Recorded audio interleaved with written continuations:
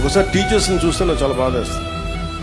ఇంట్లో ఇద్దరు పిల్లలు ఉంటే తల్లిదండ్రులు మా ఇంట్లో చూస్తున్నాను కదా, పిల్లల్ని స్కూల్కి పంపించేస్తే కొంచెంసేపు మాకు ఇంట్లో ఫ్రెష్గా కూర్చోవచ్చని చెప్పి తల్లిదండ్రులు అనుకుంటూ ఉంటారు.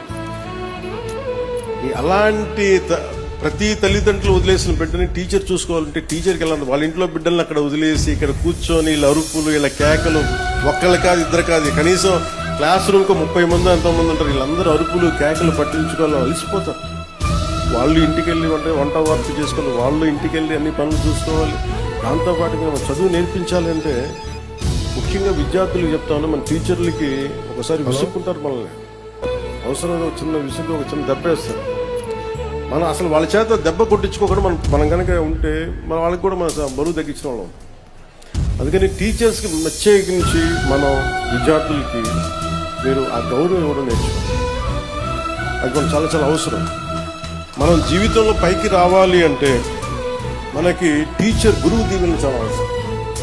అలాంటి గురువు దీవెనల్ని మీరందరూ నిండుగా పొందాలని మనస్ఫూర్తిగా కోరుకుంటున్నాను.